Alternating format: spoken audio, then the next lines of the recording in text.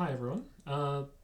This is going to be my presentation on the housing market in Australia, more specifically Victoria.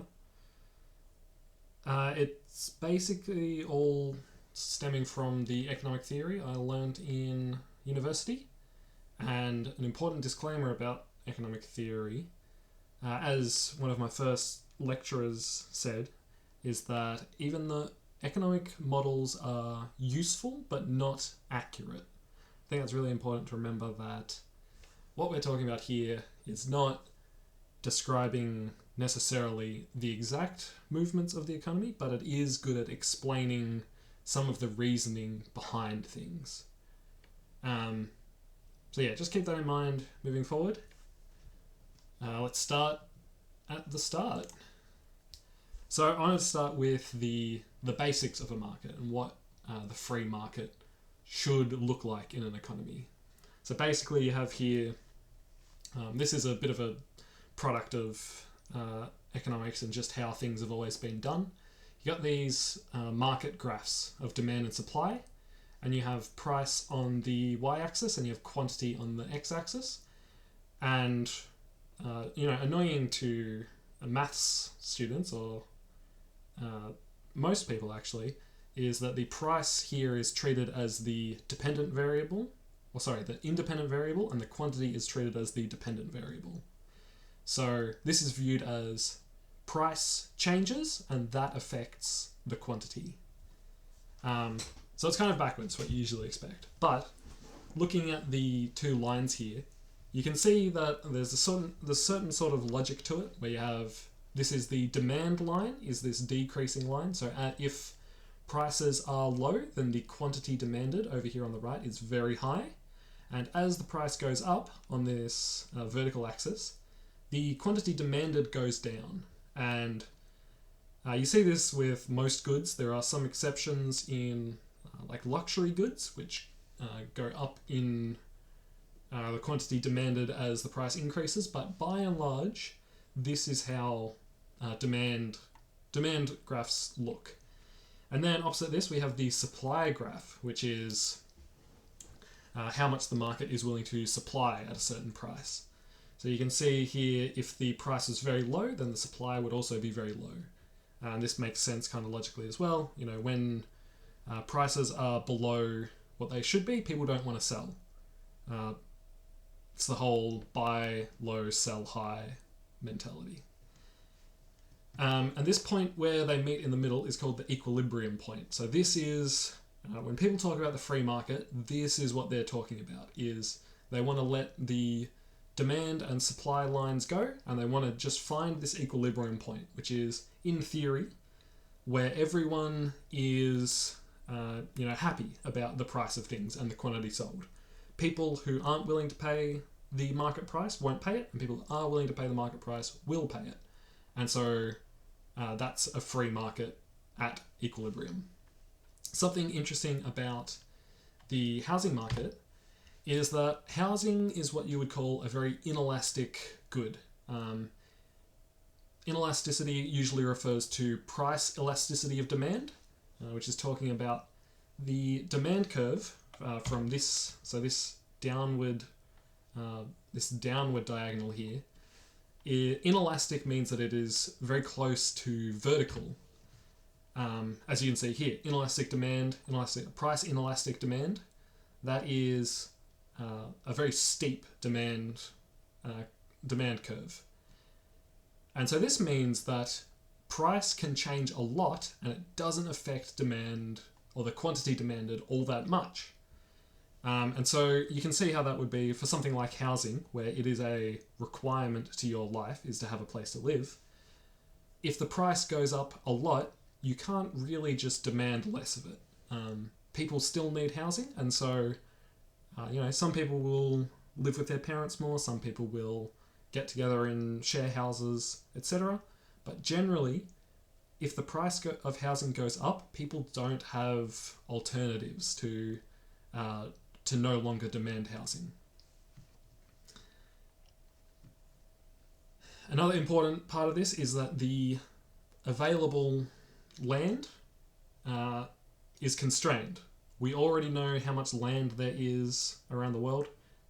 We're not getting more land at any time, but what we are getting is more land that is suitable for housing. So you can imagine that, a housing lot, if they just plunked them down on, a mountain or in a swamp, that's not suitable for housing. And so part of this constrained supply is that the government releases land from the Crown supply to be made available for housing. Something interesting, which I'll talk about more later, is that the supply of land is not directly impacted by the government. They can choose when land is released, but they rely on private developers to take that land and service it with plumbing and electricity and schools and roads and all the things that you need to live in a modern society. And these private developers don't necessarily have the best interests of the market at heart, because the land gets released about 15 years in advance is the common sort of policy in Australia. And the developers have a lot of control over when they want to release that land. So if the price of land is low, they don't want to release a lot of land and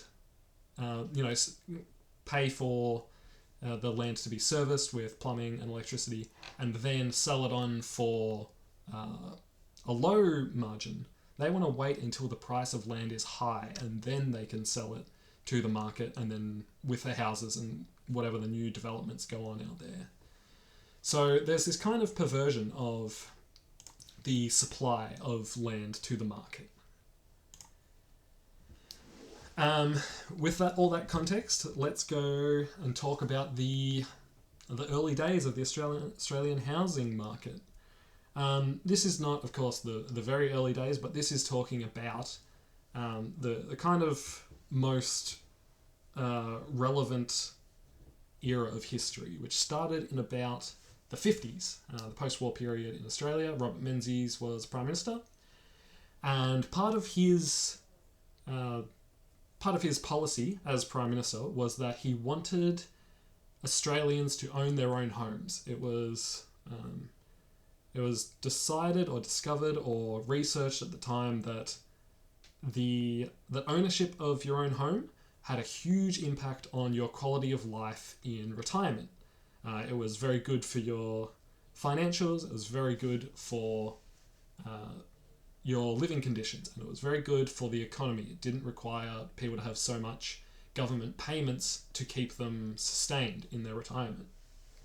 And so prior to this, the government owned and built a lot of housing, and they would do things like, if they wanted to have a new factory out at Dandenong, the government would just build a shitload of housing out at Dandenong, and so that there would be available housing for workers at this factory. They kind of don't do that anymore, and you can see here, this is the percentage ownership rates for which households own the house they live in. You can see here, 1950. Oh, look at that. The Australian ownership rate really spikes. So before this, about 50% of Australian houses lived in a house that they owned, and the rest were renting either from private landlords, but mostly renting from the government in public housing. And you can see that similar things sort of happened in the USA and Great Britain at this time as well.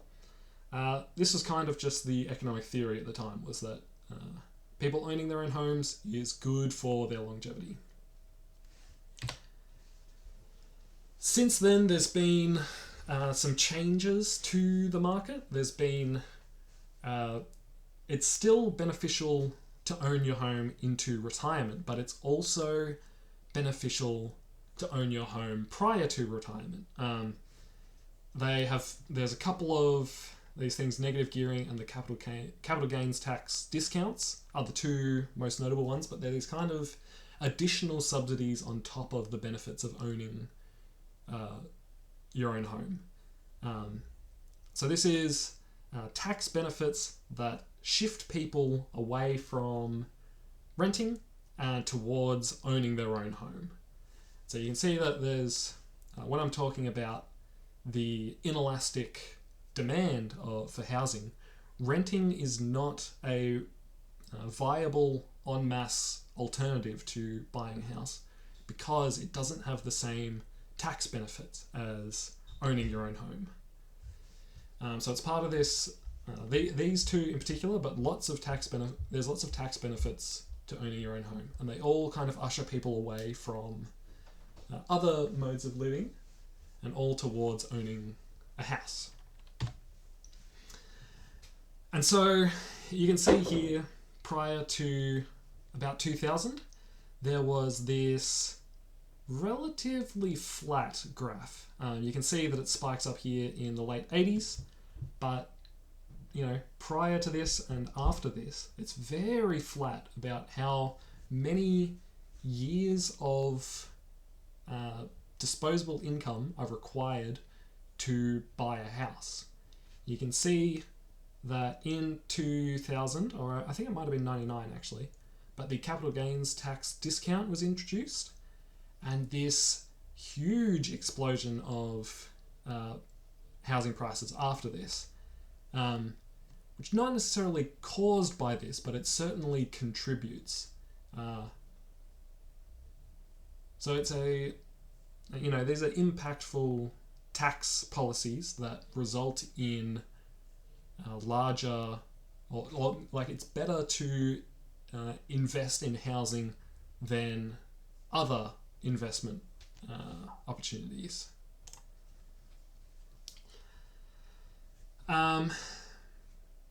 This is what I've basically said so far, is that government policy is making home ownership more desirable than renting or other housing options, and there's also these investing benefits. And so if you want to have a reasonable financial future, you want to secure yourself financially, you have to buy a house basically. And a house with land is something that is an investment that's going to go up in value. If you buy an apartment, it provides security, but it doesn't provide a return on investment the same way that buying a house with land does.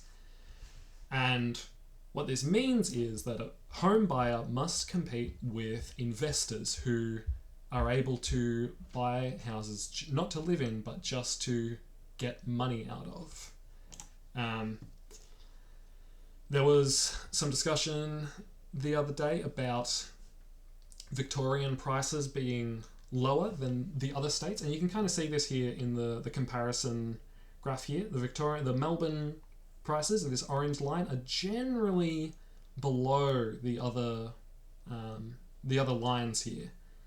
It's one of the lower ones. Victoria has kept the prices of its capital city lower than the other states, or that's not growing as much as the other states since 2020, and I think even a little bit before that as well. But this is somewhat deceptive.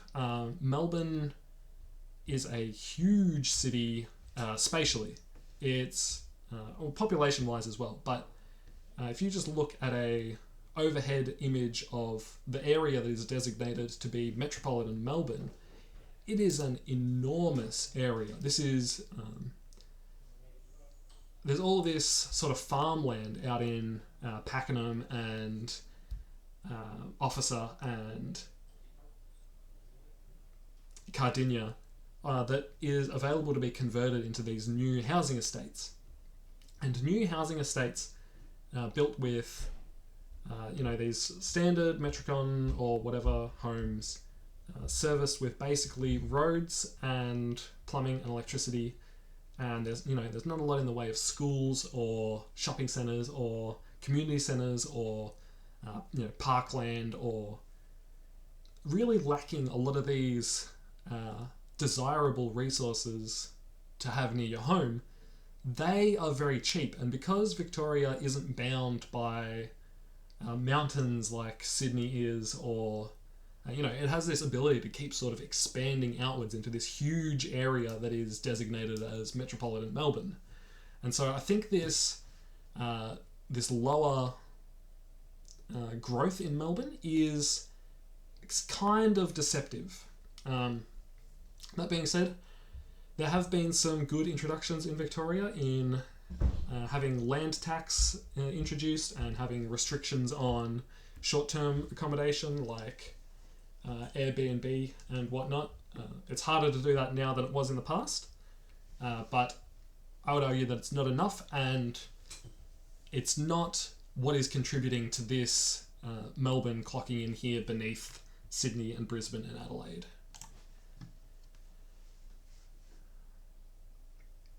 Alright, so investments. When someone invests in housing, what it means is that they're buying a property with the intention to get money back out of it or financial gain from it in some way. And so this can be done in two main ways. One is through renting. Renting a property out, you get obviously the weekly or fortnightly or monthly payments from whoever is living there. But also, if it includes land, land goes up in value. It's part of there is a set amount of land available. The supply is not changing, and the demand is always increasing because the population is going up, and so investing in land is a very safe bet, particularly since the 2000 when the capital gains discount was introduced. But land and housing is one of the most politically protected investments available. And what I mean by that is the government will go out of its way to stop the price of housing from falling. And they won't do that for a lot of other investments. A lot of shares they won't do it for. Some big companies they will.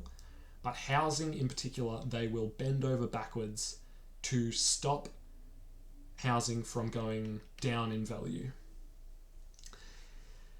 And also, like I said, different to other types of investment, housing can be rented. It is an asset that you can use to lease to other people who need to use it for a set period. And so even if housing was to go down in value, you could still have investors making money off it.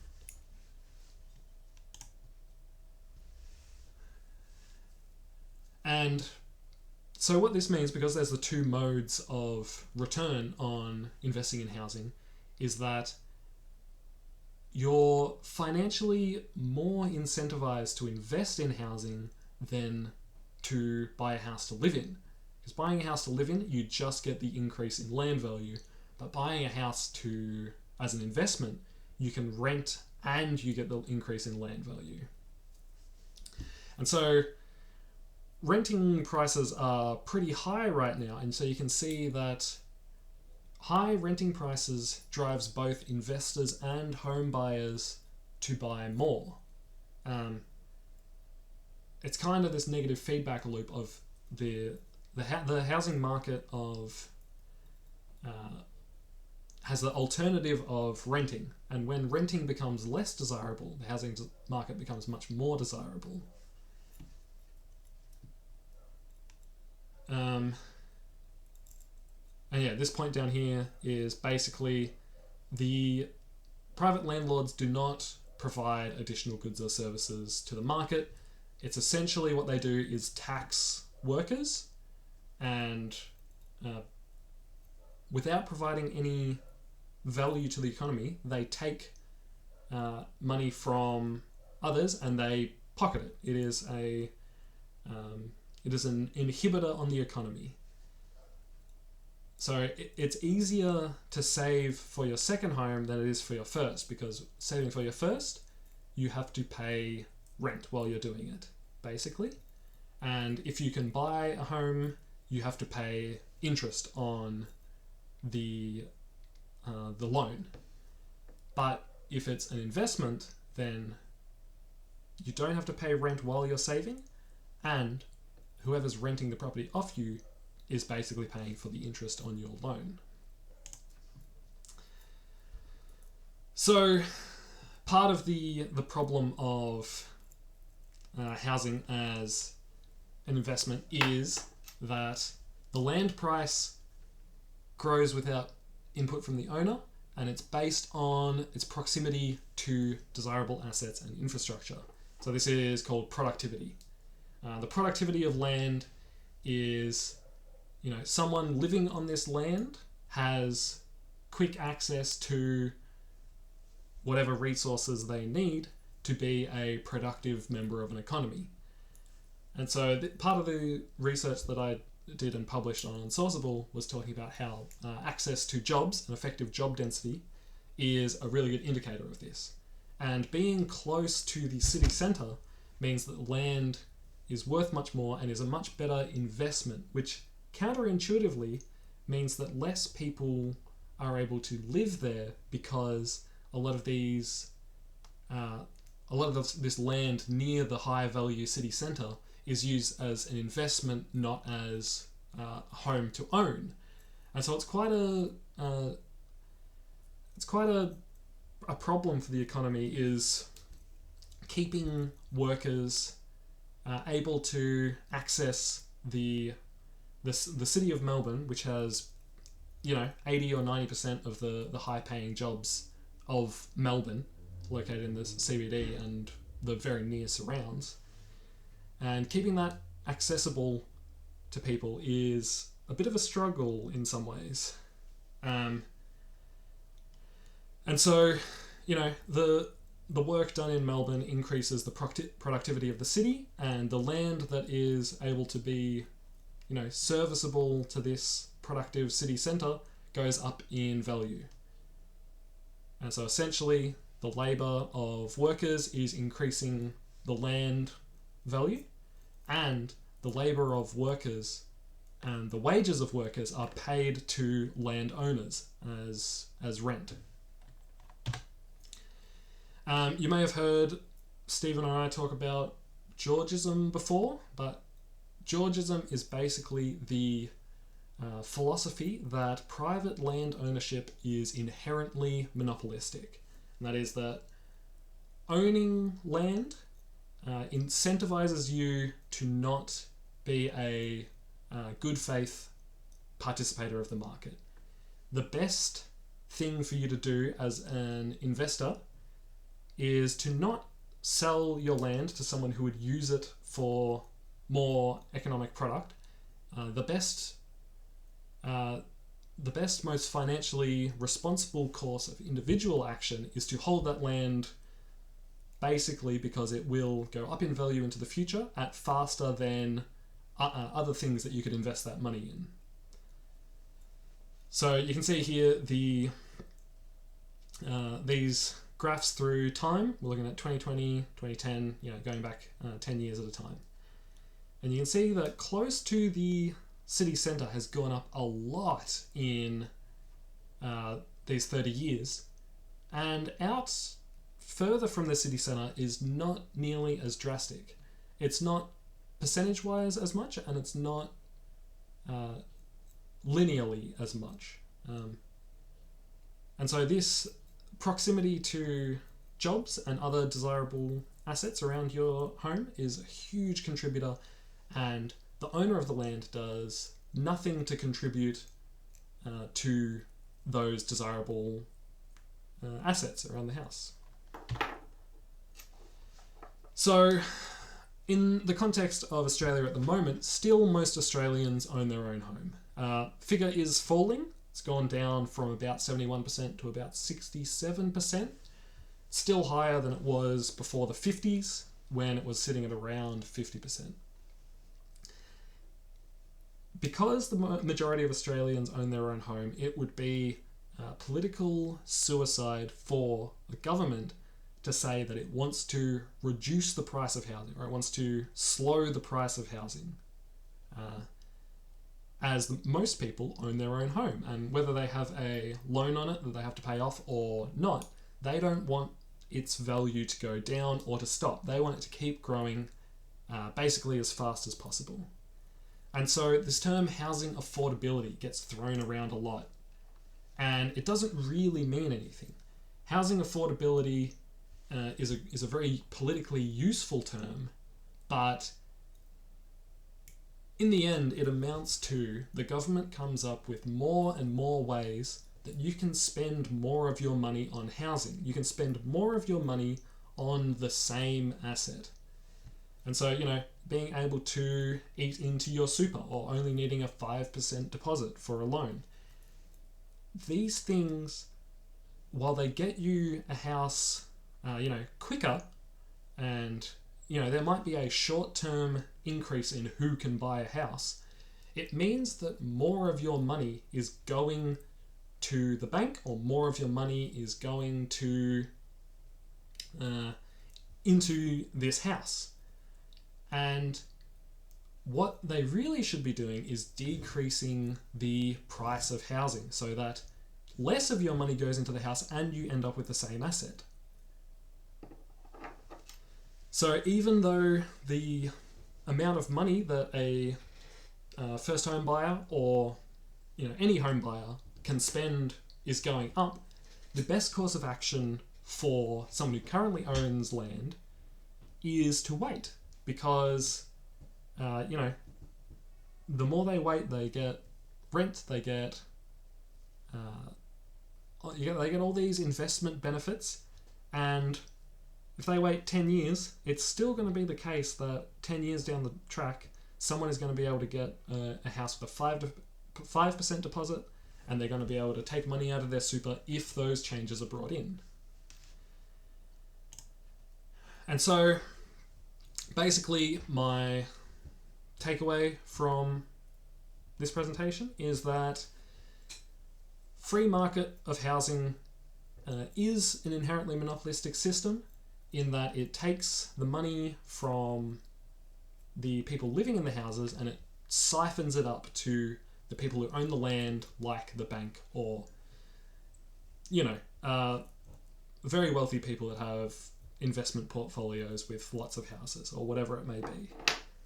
And so without intervention, this will eventually result in the price of housing increasing to the point where all of your money is spent on it, because you don't have a choice of whether you need somewhere to live or not. You do need somewhere to live.